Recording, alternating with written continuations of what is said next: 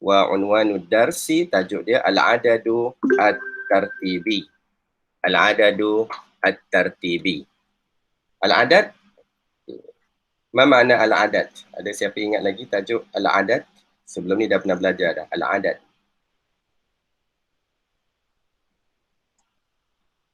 Tajuk yang dalam level yang sebelum ni ada tajuk al-adad wal ma'dud. Ada siapa-siapa ingat? Al-adad bermakna? Tak ada. Okay. Al-adad bermakna nombor. Al-adad bermakna nombor. Nah, jadi untuk tajuk yang dalam level yang sebelum ni, ada tajuk yang nama dia al-adad wal ma'dud. Nombor dan ataupun bilangan dan yang kita bilang, yang kita nak kira tu kan. Contohnya kita nak kira, kita nak kata 3 buah buku. Macam mana cara nak gunakan al-adad dengan yang betul, Jadi kita kata salah satu kutubin. Itu pelajaran yang dahulu. Untuk pelajaran hari ini, al-adad at-tartibi. Al-adad at-tartibi. Al-adad at-tartibi ini nombor kalau kita nak kata yang pertama, yang kedua, yang ketiga. Itu dipanggil al-adadu at-tartibi. Tartib bermakna mengikut susunan. So ni dia ordinal number lah ni ya. Al-adadu at-tartibi. Jadi untuk al-adadu at-tartibi ni, kita hanya cover nombor 1 hingga nombor 10. Jadi macam mana nak sebut yang pertama sehinggalah yang ke 10. Kalau kita lihat dalam jadual kita ni, tadi disebut dia guna istilah al-adad ya. Dia guna istilah al-adad. Di sini dia guna istilah ar-raqam. Ar-raqmu. Ar-raqmu merujuk kepada digit tu, nombor tu. Nombor tu sendiri dipanggil sebagai raqam. Kalau al-adad, apabila kita nak mengira, kita panggil dia sebagai al-adad. Al-adad. Al-adadul awal, bilangan yang pertama dan seterusnya. Baik, jadi untuk ar-raqam, al-adadu bil kalimat. Bagaimana nombor itu dengan kalimat, dengan ejaan. Ini yang kita dah biasalah kan. Wahid, isnan, salasa, arba'a, khamsa, sita, sab'a, samania, tis'a, asyara. Itu nombor biasa. Kita nak kata 5, 6 dan sebagainya. Untuk tajuk hari ini, kita nak belajar bagaimana nak sebut nombor yang pertama ataupun yang kedua, yang ketiga, seterusnya sehinggalah yang ke-10. Jadi kalau kita lihat untuk nombor 1, apa bentuk dia ataupun apa perkataan dia sekarang ni? Kita tak kata wahid lagi, kita akan kata al-awwal. Al-awwal. Jadi makna dia bukan 1 lagi lah, yang pertama. Al-awwal. Okay, itu untuk nombor al-adad at-tartibi. Dan sekiranya kita lihat, jika kita lihat di atas ni, tajuk dia ni, dia ada lil muzakkar, lil muannas. Artinya al-adad at-tartibi ni kena tukarlah jantina dia, gender dia. Sekiranya dia merujuk kepada muzakkar, perkataan dia nombor 1 tadi al-awwal, yang pertama kan, al-awwal. Tapi sekiranya yang pertama itu merujuk kepada muannas, kita akan gunakan al-ula. Al-ula. Ya. So al-awwal, al-ula. Nah, contoh dia. Contoh kita kata nak kata pelajar yang pertama. Pelajar yang pertama masuk kelas kita, contoh kan. Okey. Pelajar yang pertama. Pelajar laki-laki. So kita akan kata at-talib. Okay, al-talib. Okay, apa kita nak gunakan? Al-awwal ataupun al-ula? Al-awwal. Awal, betul. Jadi senang saja kan? Kita cuma nak kenal pastilah yang mana muzakkar, mana muannas. Fa at-talibul awwal, the first student. At-talibu al-awwal. Ya. Sekiranya merujuk kepada female student, at-taliba, tak boleh guna al-awwal, kena tukar kepada versi muannas dia, which is al-ula. Al-ula. Nah, jadi itu adalah cara penggunaan yang ringkas lah ya, bagaimana kita nak menggunakan al-adad at-tartibi. At-talibu al-awwal, at-taliba al-ula. Nah, okey, itu yang pertama. Rakam isnan, nombor dia isnan.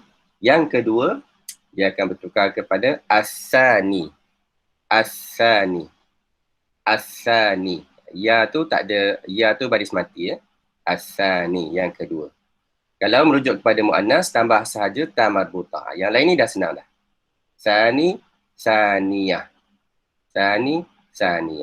Cuma untuk nombor satu tadi saja yang bertukar pattern dia. Al-awwal, al-ula. Asani, asaniyah. Salasa yang ketiga. Salis. As-salis. Ya, bertukar pattern ya. Muannas, as-salisah. Ya. Jadi untuk contoh dia, katalah kita nak kata pelajaran yang kedua ataupun pelajaran yang ketiga. Pelajaran ad-darsu. Apa perkataan yang sesuai? Saya nak kata pelajaran yang kedua.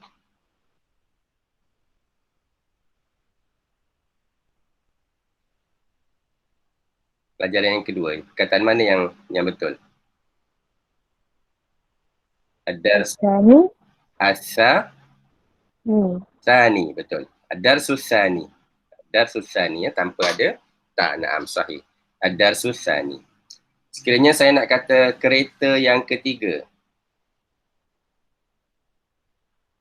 As-sayyarah. Yang ketiga.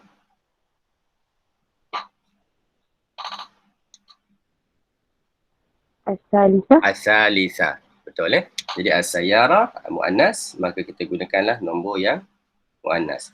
As-salisah. Okey eh?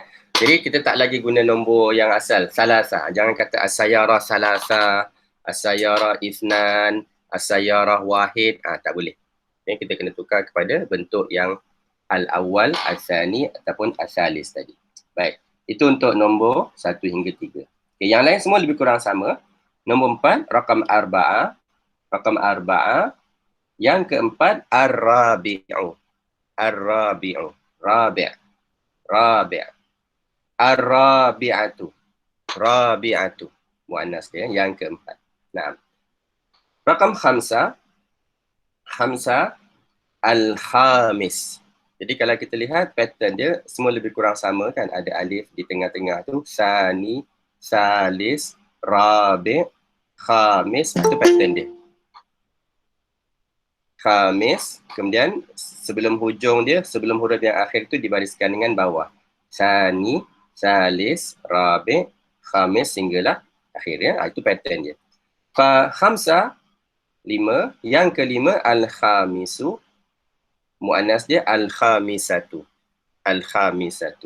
Naam. Al-an, sita. Rakam sita.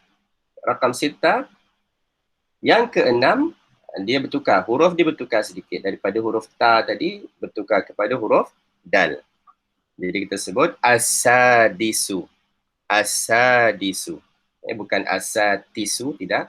As-sadis. Ad-darsus sadis, kita kata. Pelajaran yang keenam. Mu'annas as-sadisah. At-talibatus sadisah. Pelajar yang keenam. Rakam sab'ah, 7. Yang ketujuh, as-sabi'u. Mu'annas as-sabi'atu. Okey, itu untuk yang ketujuh. Samaniyah, rakam samaniyah, nombor 8. Samaniyatun, 8. Yang ke-8, as-saminu. Mu'annas as-saminatu. Untuk rakam samaniyah. Rakam tis'ah, nombor 9. Okay, kalau nak kata yang ke-9, at-tasi'u. Mu'annas at-tasi'atu. Naam. Wa akhiran, dan nombor kita yang terakhir, rakam asyara.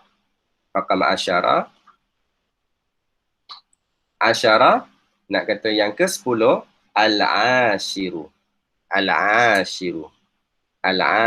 Mu'annas dia al-ashiratu. al-ashiratu. Naam. Okay. Jadi ini adalah nombor yang kita panggil sebagai al-adadu at-tartibi. Al-adadu at-tartibi, ya. Jadi ada dua perkara di sini yang perlu kita ingat. Yang pertama, kena gunakan nombor yang betul lah. Jadi kalau kita nak kata 1, 2, 3, gunalah yang wahid, itsnan, salasa, arba'ah, khamsah, sittah sehingga asyara. Tapi sekiranya kita nak kata yang pertama, yang kedua, yang ketiga dan seterusnya, kena gunakan al-adadu at-tartibi. Itu yang pertama. Yang kedua, al-adadu tartibi, dia ada muzakkar dan dia ada muannas.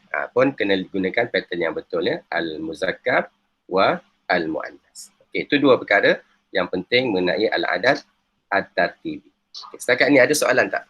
Al-adad at-tartibi.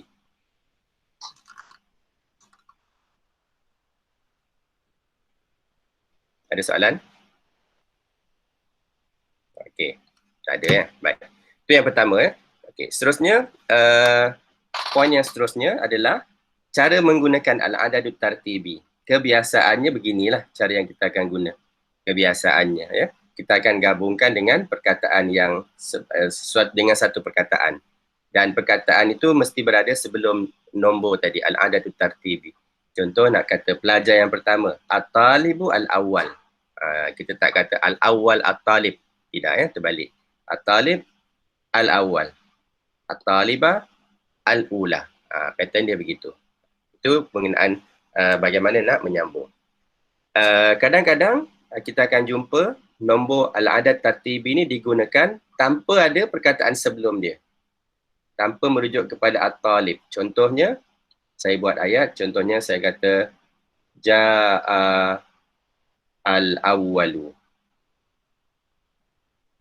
Ja'a al-awwalu. Mungkin ni di tengah-tengah ayat lah, ya. Ada ayat sebelum dia. Jadi dia kata ja'a al-awwal. Siapa ingat lagi ma makna ja'a? Ja'a bermakna tadi ingat, ja'a bermakna datang. Jadi apa yang saya maksudkan di sini bila kita kata ja'al awwalu? Siapa yang datang di sini? Kalau contohnya huwa. Okey, boleh, tapi siapa dia? Kita tahu tak siapa dia? Terjemahan dia telah datang orang yang pertama. Terjemahan dia umum saja, orang yang pertama. Ataupun yang pertama. Siapa dia kita tak tahulah. Sama ada pelajar ke ataupun cikgu ke, kena rujuk kepada contoh ataupun ayat yang sebelum ni, ya. Jadi kadang-kadang ada kita jumpa dia gunakan bentuk al-awwal, as-sani tanpa ada merujuk kepada orang dia. Jadi dalam kes ni kalau tak ada, kena rujuk kepada ayat yang sebelum dia untuk kita faham al-awwalu ni merujuk kepada siapa, ya. Tapi dalam latihan yang kita akan lihat sebentar lagi, semuanya adalah dia bila disebut al-awwal, kita akan terus lihat apa dia perkataan sebelum dia. Barulah dapat terjemahan dengan betul, ya. Baik. Itu berkenaan dengan cara menyambungkan dia. Seterusnya, poin yang penting juga, kalau kita perhatikan di sini, at-talib ni kita panggil apa ni? Nakirah ataupun ma'rifah ni? Ingat balik, cuba ingat balik pelajaran dulu-dulu. An-nakirah wal ma'rifah. Dalam level 3 kalau tak silap saya ada tajuk nama dia an-nakirah, pasangan dia ataupun lawan dia al-ma'rifah. Jadi siapa masih ingat lagi tajuk ni? Nakirah ma'rifah. Yang tajuk yang belajar ada al, tak ada al tu. Ada alif lam, tiada alif lam.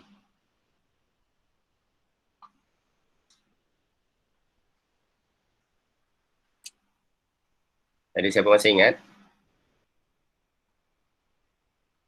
Salah pun tak apa, sebut je kalau masih ingat lagi.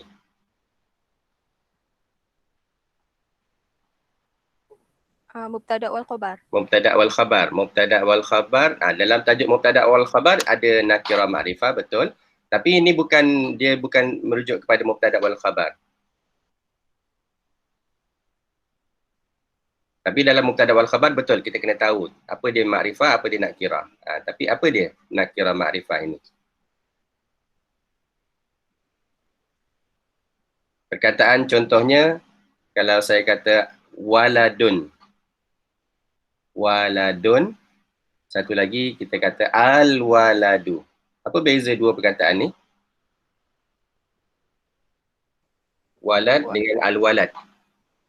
Waladu nakira, al-waladu ma'rifah. Waladun nakira, al-waladu ma'rifah. Okey, boleh? Itu betul. Tapi apa beza dua tu? Dari segi makna dia. Betul ya, Nadia sebut tadi. Waladun ni adalah kita panggil dia sebagai nakira. Al-waladu ni bila kita tambahkan alif lam, kita kata perkataan ni adalah al-ma'rifah. Ma'rifah. Tapi apa beza dari segi makna? Ataupun apa fungsi alif lam kita di situ?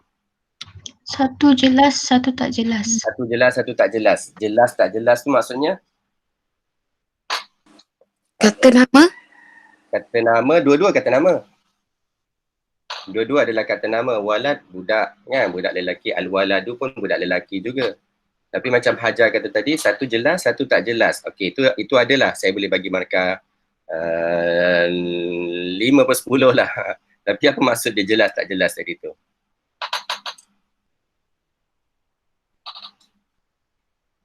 Okey, bila kita kata waladun, budak lelaki, dia ni adalah yang Hajar maksudkan tak jelas tu, artinya dia ni indefinite. Kita tak tahu siapa dia.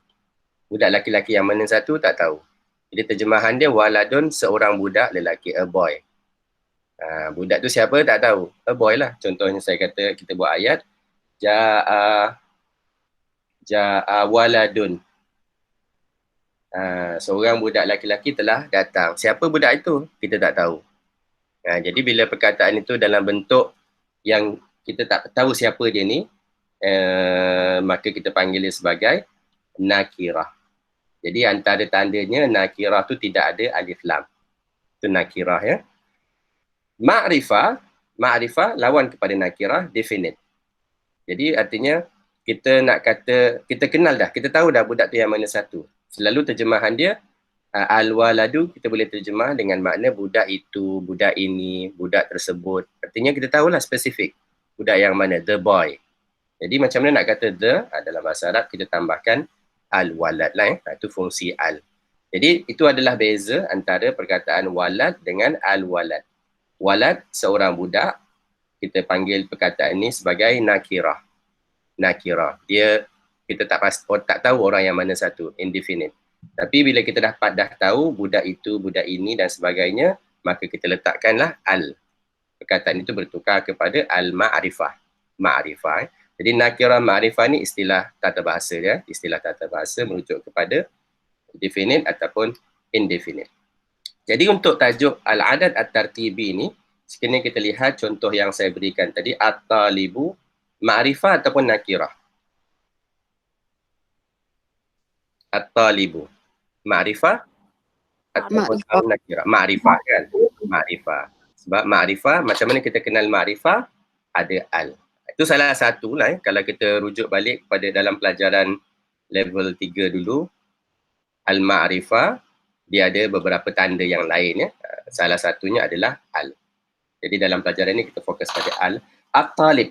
So bila nombor perkataan itu ma'rifah dan kita nak sambungkan dengan al-adadut tartibi, al-awwal ke al-ula, dia kena ikut. Sekiranya perkataan ini ma'rifah, maka nombor tadi mestilah ma'rifah juga. Sebab itulah kita tambahkan al juga di sini. At-talibul awwalu. Tak boleh kita kata at-talibu awwalu tanpa alif lam ya, kena ikut. At-talibatu al-ula. Pelajar perempuan yang pertama. Itu kena ada makna itulah, itu ataupun ini kerana ada al kan. Pelajar lelaki itu, pelajar perempuan yang pertama itu. Ad-darsus tsani, second lesson kan, pelajaran yang kedua itu. Begitulah seterusnya. Jadi dia kebiasaannya nombor al-adadut tartibi ini selalunya digunakan dalam bentuk ma'rifah. Ma'rifah, ada al. Semuanya ada al ya.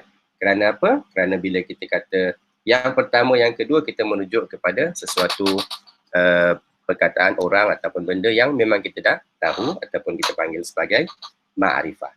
Nah, itu adalah berkaitan dengan ma'rifah dan juga nakirah. Okay, ada soalan lain? Ada soalan tak? Ma'rifah nakirah. Okey. Satu lagi sebelum kita lihat pada contoh ataupun latihan. Satu lagi, baris dia. Baris dia. Baris dia mesti sama. Ataupun yang lebih tepat, hukum dia mesti sama. Jadi dalam pelajaran yang sebelum ni, kalau ingat lagi, ada pernah dengar kan istilah mansub, marfu', majrur. Lagi sekali ya. Ada istilah yang kita panggil sebagai marfu'. Nanti kita akan ulang lah. Saya akan ulang balik tajuk ni sedikit. Mansub dan juga majrur. Ingat lagi tak tiga istilah ni? Marfu', mansub, majrur. Yang merujuk kepada keadaan perkataan tersebut. Ataupun saya selalu guna istilah hukum dia. Apa hukum dia? Marfu', mansub. Contoh tadi, tadi siapa sebut tadi? Nadia tadi ada sebut mubtada khabar kan? Jadi dalam pelajaran mubtada, ni level 5, level 4. Mubtada 4 ke level 3. Mubtada, hukum dia apa? Marfu', mansub ataupun majrur. Ada siapa masih ingat?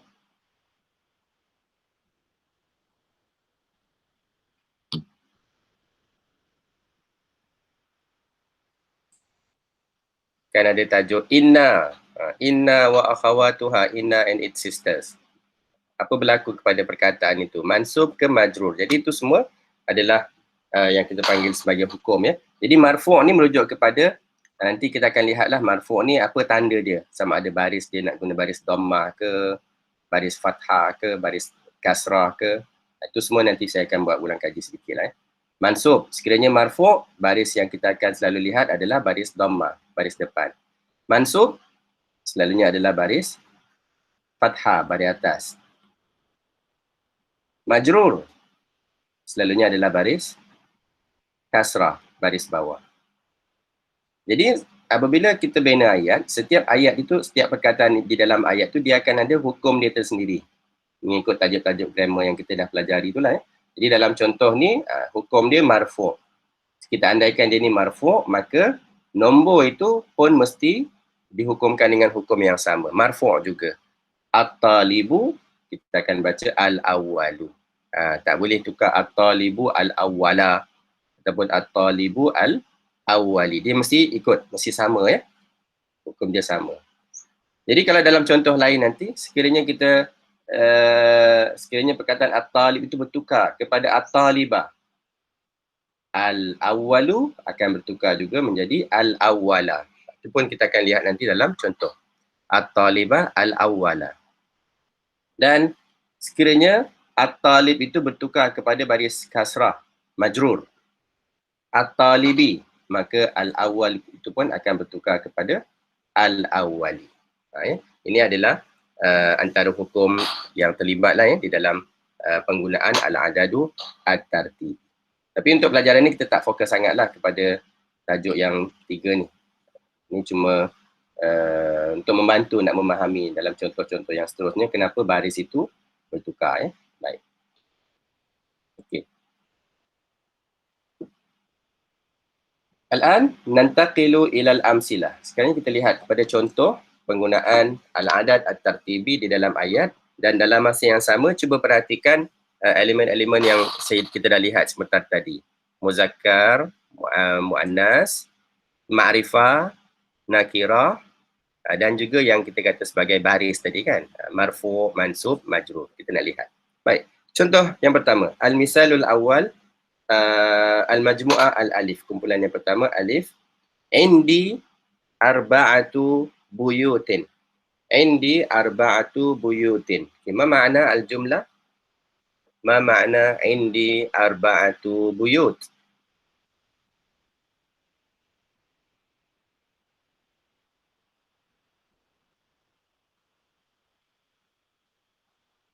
Naam, ma makna indi?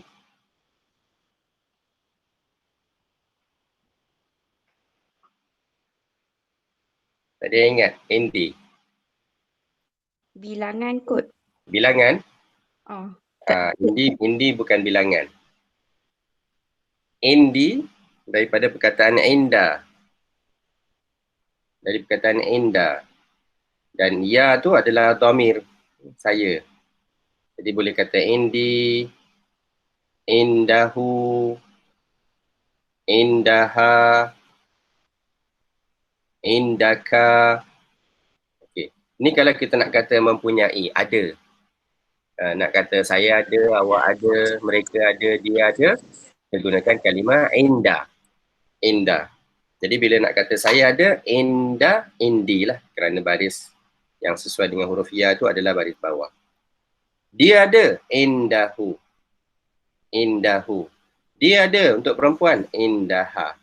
Kamu ada, indaka, indaki dan seterusnya. Ya, itu adalah makna indi ataupun inda. Baik. Jadi apa maksud ayat itu? Indi arba'atu buyut. Saya ada 4 buah rumah. 4 buah rumah, sahih. Saya ada 4 buah rumah. Arba'atu buyut. Jadi dalam pelajaran level yang sebelum ni adalah pelajaran sama ada nak kata arba'atu ke arba'un ke, itu tajuk yang sebelum ni ya. Tapi fokus kita hari ni adalah ni yang seterusnya. Saya ada 4 buah rumah, indi arba'atu buyut, dan kemudian dia nak terangkan ke-4 rumah itu. Al-Baitul Awwalu fi Kuala Lumpur. Al-Baitul Awwalu. Rumah apa ni? Rumah pertama. Rumah yang pertama kan. Jadi rumah yang pertama. Lihat penggunaan dia Al-Baitu. Ada alif lam, ma'rifah. Al-Awwalu. Ma'rifah juga. Al-Baitul Awwalu. Rumah yang pertama. Jadi kenapa ada al? Sebab dia dah sebut tadi kan rumah. Kita dah tahulah rumah yang mana satu. Rumah milik saya tadi. So al-baitu al-awwalu. Itu yang ya, ada dua-duanya adalah ma'rifah, ada al. Yang kedua, muzakkar, al-baitu muzakkar. Maka perkataan al-awwalu muzakkar juga. Al-baitul awwal. Okay, dua tu. Dan yang ketiga, kalau kita lihat baris dia pun sama kan, al-baitu al-awwalu. Ya, baik, itu adalah berkenaan dengan hukum dia. Al-baitul awwalu fi Kuala Lumpur. Nah, wal baitu tsani fi Nilai. Al baitu tsani rumah yang ke berapa? Tsani. 2. Yang kedua kan? Al baitu tsani. Al baitu tsani fi Nilai. Pun sama juga ada alif lam. Al. Kedua-duanya ada alif lam. Ma'rifah. Muzakkar. Al bait. Al-tsani muzakkar. Okay. Manakala baris al-baitu, sepatutnya di sini dibaca as-saniyu, mengikut baris al-baitu. Tetapi untuk perkataan sani ni, dia special sikit. Dia tidak boleh dibaca, ya itu tak boleh dibaca dengan baris depan. Susah nak sebut. Orang Arab kata perkataan ni sukar nak dibaca dengan saniyu. Maka dia tinggalkan baris itu.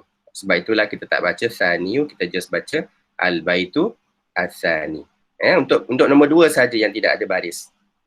Tapi nombor yang lain semuanya ada baris. Baik. Al-baitu tsani fi Nilai. Nah. Wal baitu tsalisu fi Kota Baru. Al-baitu tsalisu rumah yang ke berapa tadi ni? 3. 3. Salis. Okey. Al-baitu tsalis pun sama, muzakkar, ma'rifah. Wal baitur rabi'u. Al-baitur rabi'u pun sama juga. Rumah yang ke rabi' arba'ah kan, 4. Rumah yang keempat. Al-baitur rabi'u fi Terengganu. Tak payahlah baca Terengganu. Tak perlu baca Terengganu.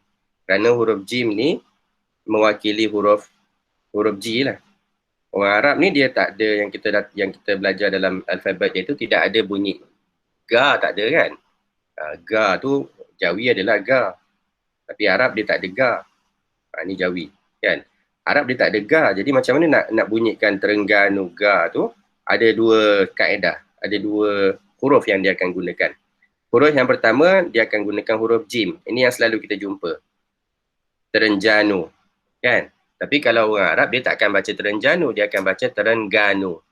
Sebab jim itu mewakili huruf jim. So kita baca dengan ga jugalah, tak perlu baca dengan jim ya. Terengganu. Selangor. Jangan baca selanjur lah, tak perlu. Itu yang pertama. Huruf yang kedua yang kita akan jumpa juga, orang Arab akan gunakan instead of jim, dia akan gunakan huruf qaf. Yang qaf ni especially lecturer ustaz-ustaz kita yang datang dari Sudan. Yang Sudan, di Sudan dia akan gunakan ga dia tu adalah menggunakan huruf qaf. Jadi dia tak kata qa, dia kata ga. Jadi Terengganu, satu ejaan yang lain dia guna huruf qaf. Terengganu. Yang ini kita jarang jumpa. Tapi ada digunakan juga. So kalau kita lihat dia gunakan huruf qaf, kita tahulah yang ni Arab ni adalah Arab Sudan. Terengganu, dia baca dia Terengganu juga. Tapi kalau yang menggunakan huruf jim, itu adalah Arab-Arab yang lain lah, terutamanya yang datang dari Mesir. Okey, jadi kita baca dengan ga juga. Wal baitur rabi' fi Terengganu. Nah, hazihi al-amsila lil majmu'ah al-ula. Contoh untuk kumpulan yang pertama. Al-an al-amsila lil majmu'ati tsaniyah ba. Contoh untuk kumpulan yang kedua ba. Indi arba'u sayyaratin. Indi. Seperti tadi, indi saya mempunyai arba'u sayyarat. Saya ada 4 buah kereta kan, sayyarat. Jadi di sini arba'u sayyarat. Naam. Fasayyaratul ula, fa bermakna, ada siapa ingat apa makna fa?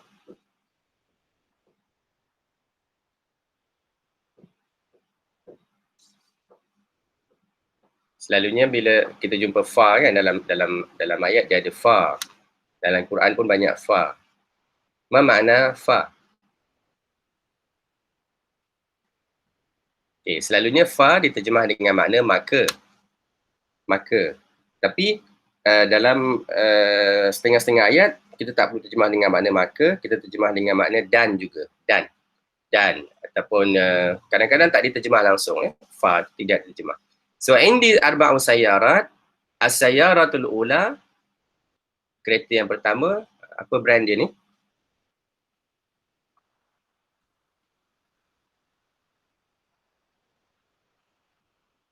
Brand apa tu? Mercedes. Mercedes kan, dia dibaca Mercedes. Tu bunyi Arab lah, Mercedes. Was-sayyaratu tsaniyah, Honda kan. Sayyaratus salisa, ni ada silap ni. Ni tak ada huruf Arab yang ni. Kereta apa? Perdana. Perdana kan. Ini pun satu lagi huruf yang orang Arab tak boleh tak ada di dalam alfabet Arab, tak ada. Dia nak sebut huruf P. Jadi huruf P ni selalunya kita tukar dengan huruf apa? Ni tak boleh tak boleh, ni salah ni. Kalau Jawi, okey tak apa. Kan baru ni kecoh sekejap kan, logo parti politik baru tu kan. Kan dia buat 3 titik tu kan. Dia kata huruf apa? Huruf pa ya, huruf Jawi pa ya. Itu. Tapi ni tak betul lah ni. Okey. Kalau nak tukar P kepada huruf Arab, huruf yang betul adalah huruf ba. Sebab apa? Sebab orang Arab ni dia susah nak sebut P. Kan kawan-kawan Arab kita kan dia sebut Pepsi. Pepsi ke Pepsi dia sebut? Pepsi kan. Dia sebut Pepsi. Dah lama dia akan dapat sebut dengan betul lah. Tapi selalunya dia akan tukar kepada ba. Jadi yang betul ejaan dia kita tukarlah kepada huruf ba. Boleh ya? Wasayyaratu tsalisa berdana. Tapi kita boleh sebut huruf P, kita sebutlah dengan bunyi huruf P. Boleh. As-sayyaratu ats-tsalisa berdana wa as-sayyaratu rabi'ah wajah. Ini semua contoh-contoh lama ni, kereta lama dah ni. Okey. Sayyaratu rabi'ah wajah. Nah, fa fi hadhihi al-amsilah, untuk contoh-contoh yang ini, kulluha lil muannas. Semuanya untuk muannas kan, sayyarah. Jadi bila muannas, nombor tu pun tukarlah kepada versi muannas. As-sayyaratul ula, as-sayyaratul tsaniyah, as-sayyaratul tsalisa, as-sayyaratul rabi'ah. Itu yang pertama, muzakkar wa muannas. Yang kedua, ma'rifah nakirah. Di sini masih lagi ma'rifah. As-sayyarah. Maka nombor tadi perlu ada al juga. As-sayyarah al-ula, as-sayyarah al-thaniyah, as-sayyaratul tsalisa, as-sayyaratu ar-rabi'ah. Itu yang kedua. Ya, berkenaan dengan ma'rifah dan juga nakirah. Dan yang ketiga dari segi baris. Baris dia seperti yang kita lihat tadi, dia mesti sama kan. Kecuali sekiranya ada perkara-perkara yang menghalang lah. Perkara menghalang, maka ketika itu kita akan lihat baris dia tidak serupa. Contohnya yang pertama, as-sayyaratu. Sepatutnya di sini kita akan ada baris dhammah jugalah yang sepatutnya sayyaratul ula. Huruf akhir itu dibariskan dengan dhammah. Tapi sekiranya kita perhatikan huruf akhir itu adalah huruf, ini huruf apa ni? Bentuk seperti ya tapi tak ada alif. Tak ada, maaf, tidak ada titik. Apa kita panggil huruf ni?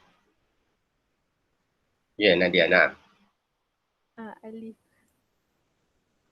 Alif buat lah. Huruf apa tu? Dia bukan ya. Ini adalah huruf alif. Alif. Betul, alif. Alif maksurah. Yang kita panggil sebagai alif maksurah. Alif yang dalam bentuk ya tidak ada titik. Dia adalah huruf alif. Jadi sama dengan huruf alif yang tegak tu. Jadi alif tidak ada baris. Kalau dia ada baris, dia akan jadi hamzah. A, I, U kan.